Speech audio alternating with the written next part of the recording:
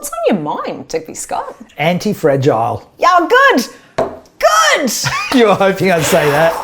Yes. Yeah, you were. Yes. What's anti-fragile? Oh, I love it.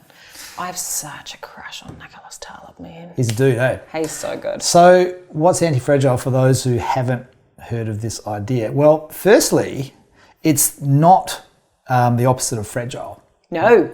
which I really like. So Wait. Yes, it is.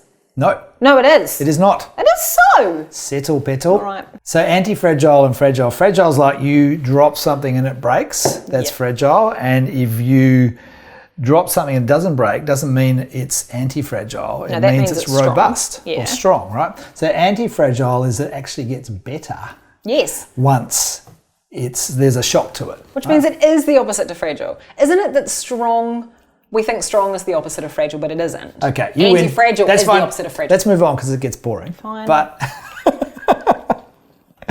so I've been thinking about. So just before I came over here, I was on the phone to a chief exec, and I was asking him, "So what's on your mind around leadership at the moment?" Are you allowed to ask other people that?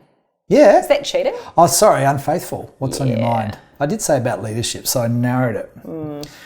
And he was saying one of the things that's on my mind is that I reckon we're going to need to learn to lead in an age of austerity. And austerity hasn't happened yet because he goes, the government's just throwing money at stuff. He called it sugar money, which I thought was pretty cool. Like, we're just throwing money at stuff, propping stuff up.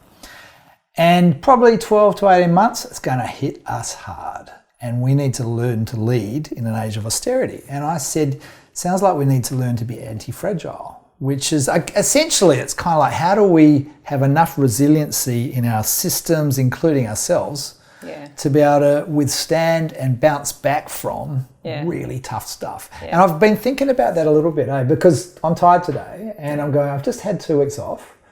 Well, not really off, but like doing stuff. Not working. And yeah, I'm like, okay, so my resiliency is not great at the moment.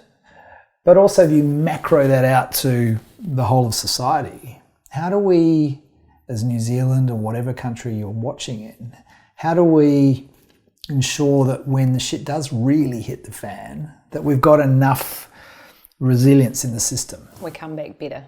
Yeah, exactly. It's not just a bounce back to normal. It's come back better is right. So in psychology, they talk about post-traumatic growth, which is the mental version of that, which is there are some people that when they undergo trauma, it cripples them, breaks them, right?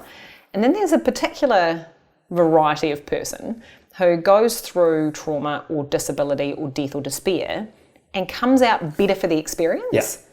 And it's about building that capacity in where you go, I'm so glad I lost my legs because I'm a better person now. Yeah, exactly. So what does that take, right? Because it's not just wait for it to all turn good again. There's work involved, right? And I think some of the work is you know, in one of our other episodes we talked about learn to let go, you reach the ceiling, move on, or move up.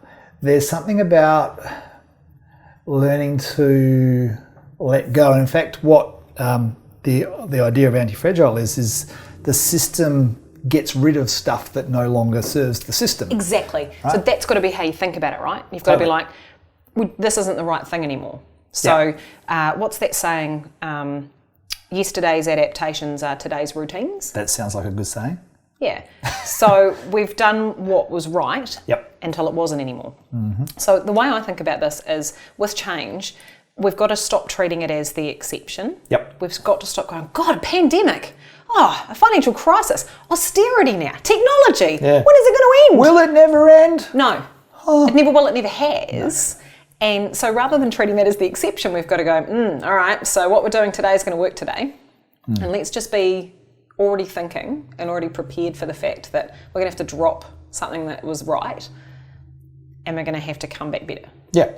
So there's something about, I just thought of that book, The 100-Year Life, which we've talked about before, Linda Grattan and Andrew Scott, and they talk about, you know, having transformation assets, like this idea of being able to learn how to navigate an ever-changing system, an ever-changing world. And just, I think it's about learning how to learn. Yeah, and it's focusing on building different things. So I'm going to plug my book again because it's just all that's in my head because it's the only work I did in the last 2 weeks. But the argument that I'm making there is, okay, so everything is just really complex and tangled up and just bleh now, and it's just always going to be like that.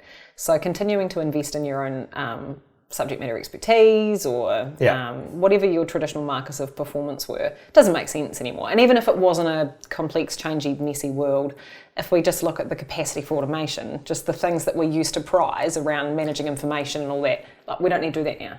So if that's the case, what are you investing in that's going to be actually useful even as everything else turns to shit around you? Mm-hmm. And it's your capacity to think and to understand context and to be flexible and to drive, to set up systems that respond to your environment and to influence others and all those things.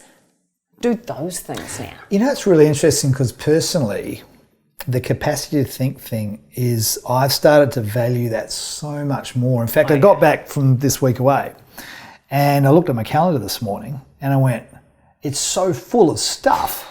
And I was actually talking to this chief exec as well, and he was saying the same thing. It's like, I know I should be thinking more, but I'm just doing all the time. Mm.